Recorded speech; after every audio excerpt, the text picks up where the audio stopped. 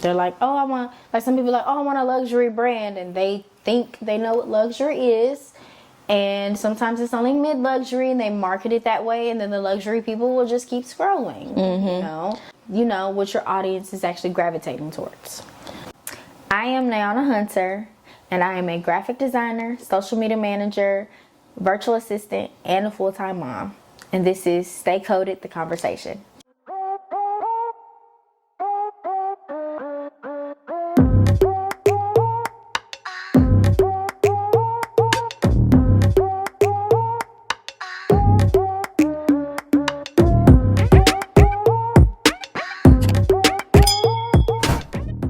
Tell us a little bit about you. Give us your story.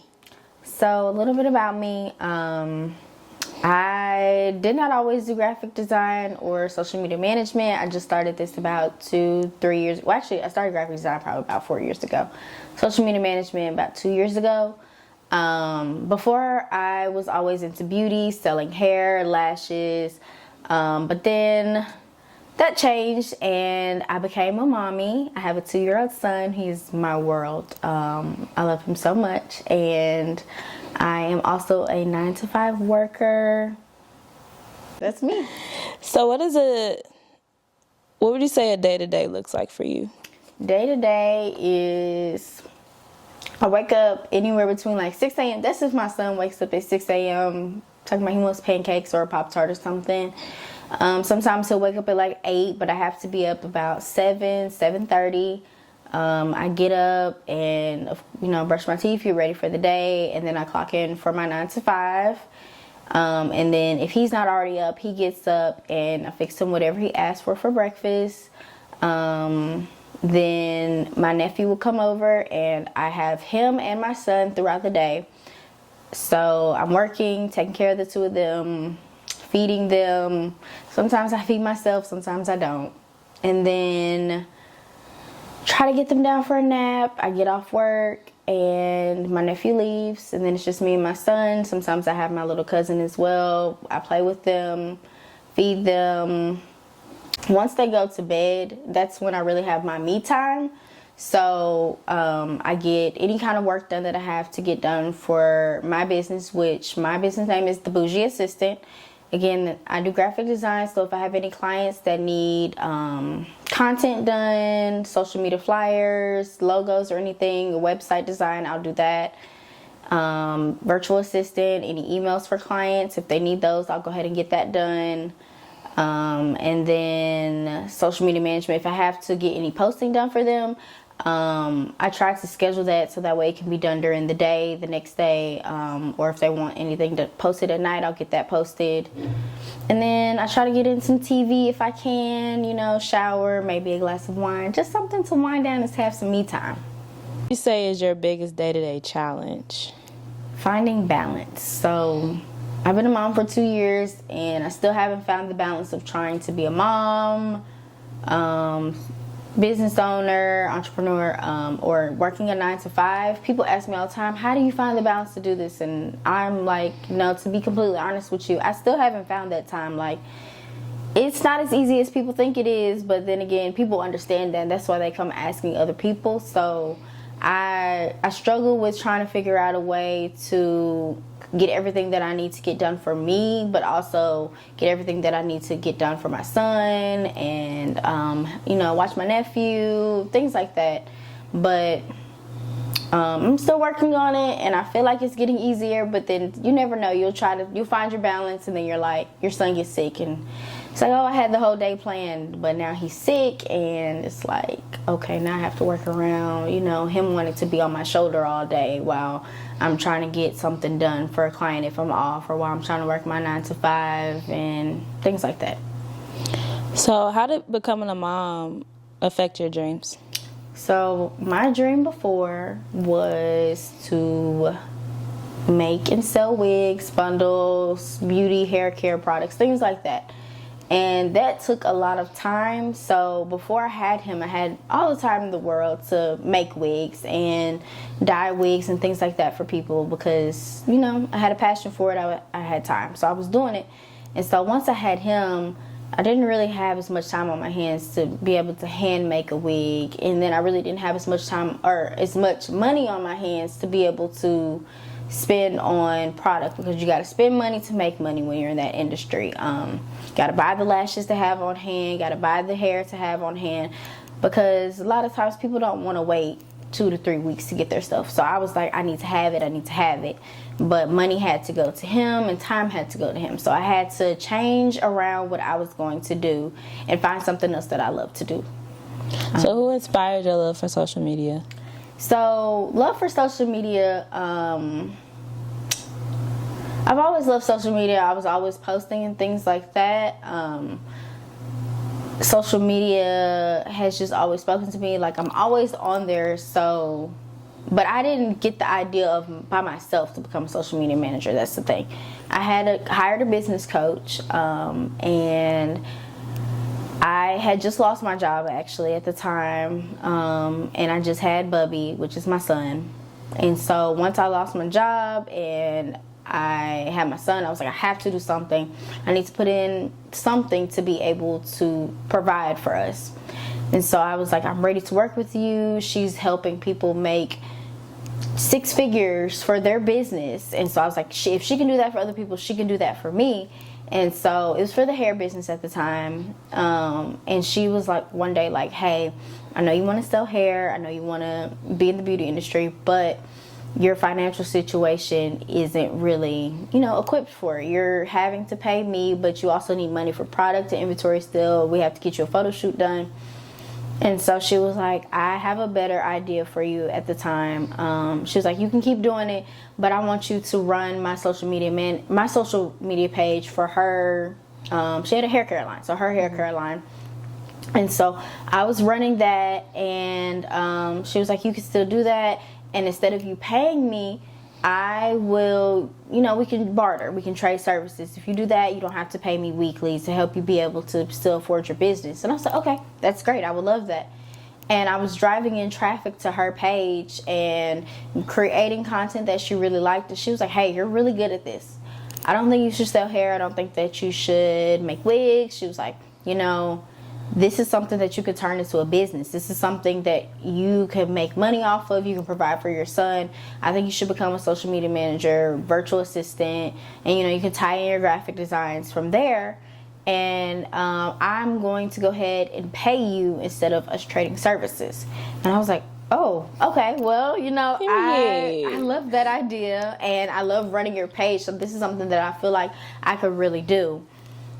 So I took her advice, and she was like, you know what, and you can stay in the one-on-one coaching as long as you want to. So I was like, okay, great, let's do it. So I was running her page, and so like, you could say she inspired me or she pushed me into that direction, whatever you want to say, but she is the reason that I decided to switch paths, because my dreams, of course, was changing due to having a son and financial situations. But I honestly love doing social media management and virtual assistant.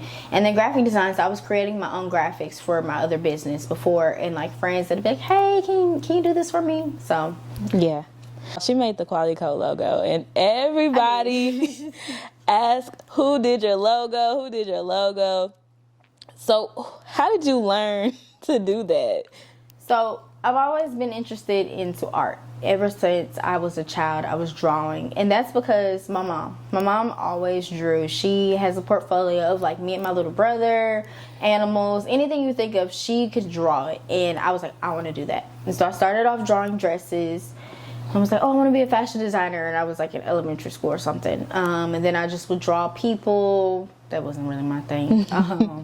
Abstract art, and then words and things like that. So as I got older and outside of high school, I was like, okay, I love drawing, but I want to adventure out and I want to try to do something more digital. And so I was like, I'm going to buy me a laptop, and I didn't know what kind of laptop I wanted.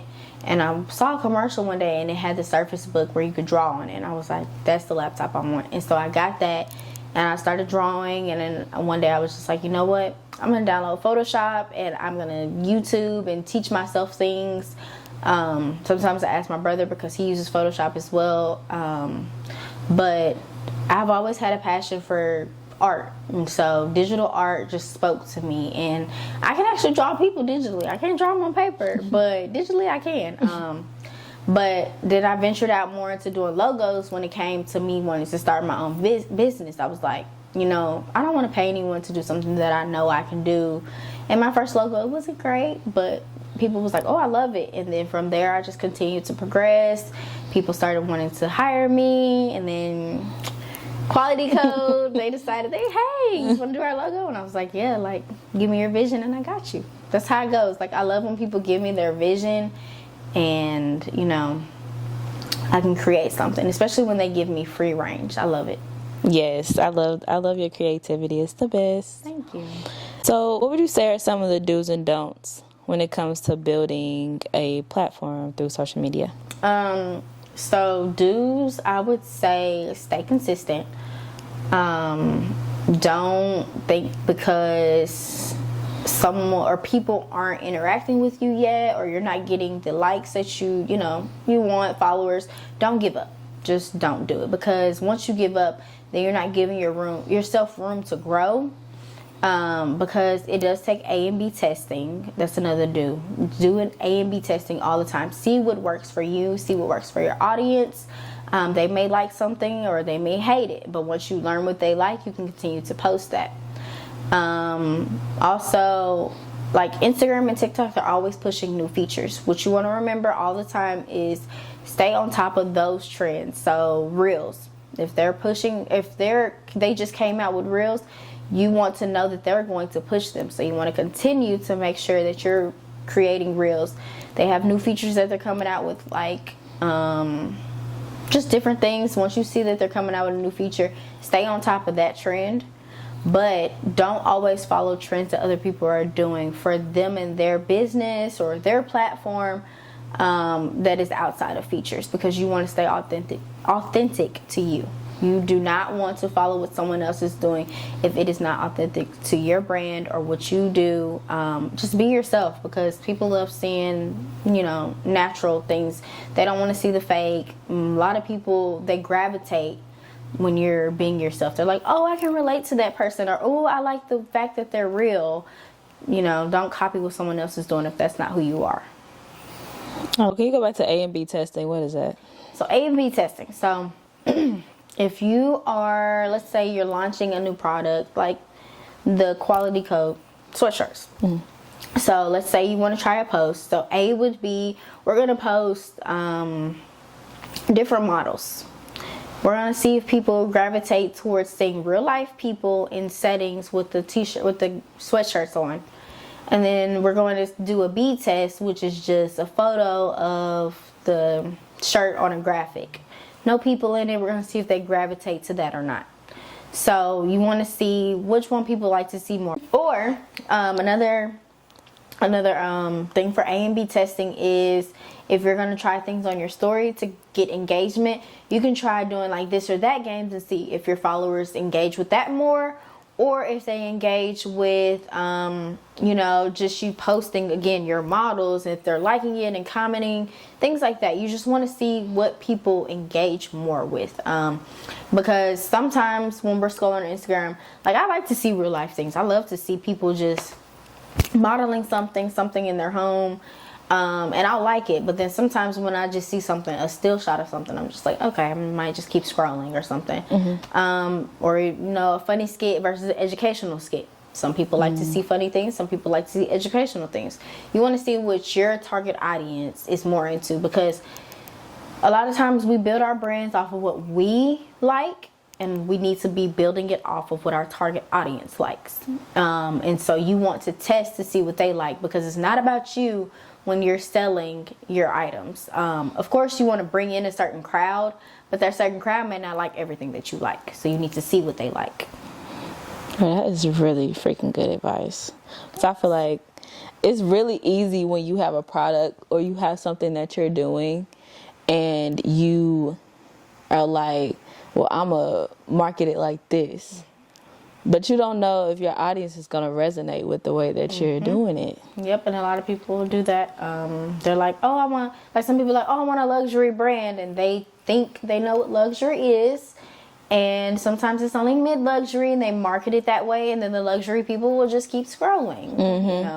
You know what your audience is actually gravitating towards. What are you proud of most right now about yourself? I'm actually proud of, oh man, you threw me off. I know. I am proud of,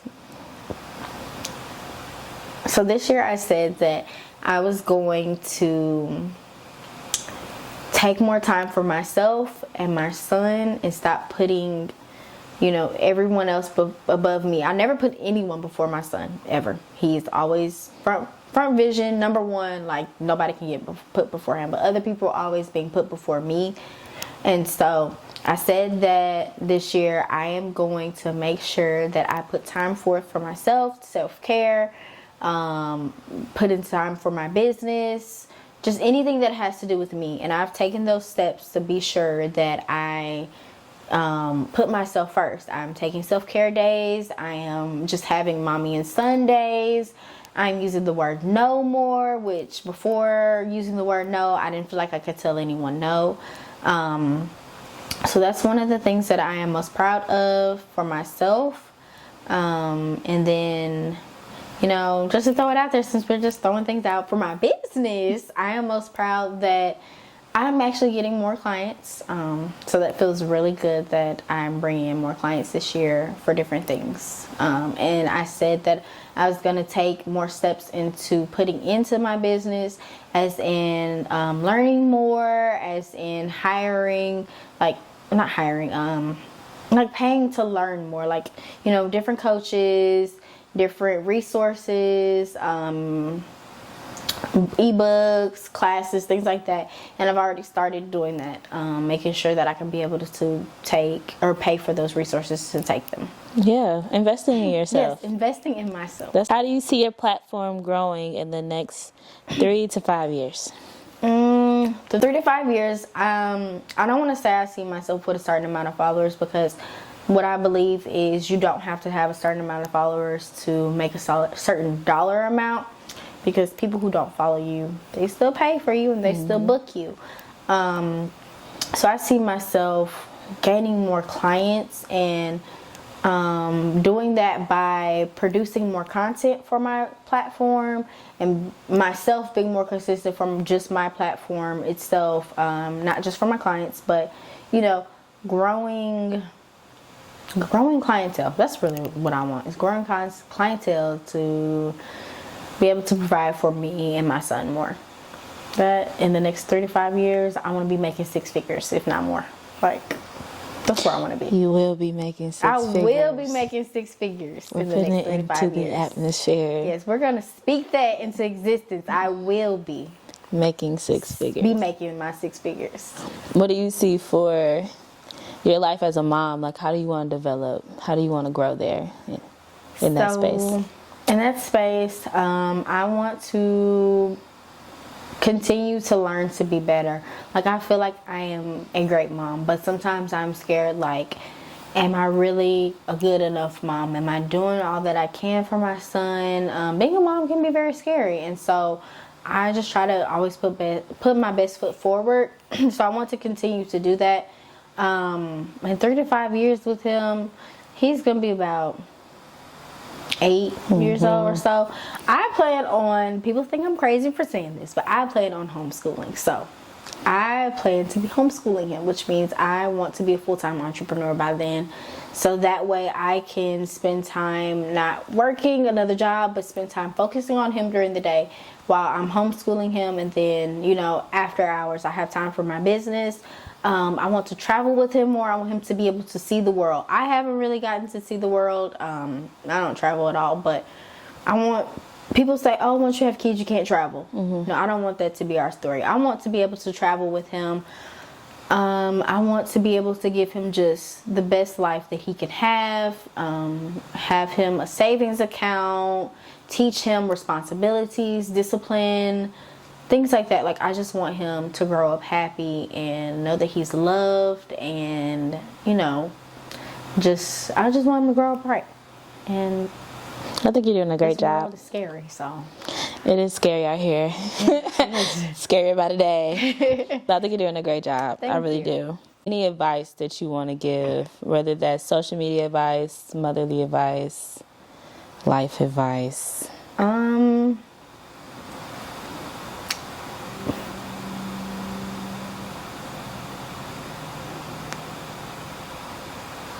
Honestly, the advice, like I said, I'm giving myself is put yourself first.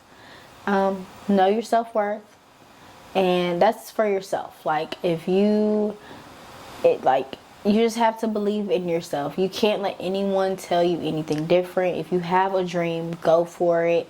Don't let anyone tell you that you're not good enough. Don't let anyone tell you like you're not able to do it for any reason. And if you love to do something, do it. Do it with everything in your power. If you are a mom, don't let anyone tell you that just because you have a child, like, you are not able to venture out, you are not able, again, to travel, because you can. Like, you can do anything that you want to as a mom. You can do those things with your child, and you can still take the time for yourself. And do not ever let anyone make you feel bad for doing things for yourself. Because there are people who will try to make you feel bad about that. But you deserve to be yourself and do things and love yourself first as well. You can put yourself and your child first, honestly. You don't got to put nobody else before your child, but you can love yourself and your child first. But, yeah. I am Nayhana Hunter. I am a graphic designer, social media manager, and virtual assistant. Oh, and a full-time mommy. And this is Stay Coded, the conversation. Yay! That's a wrap.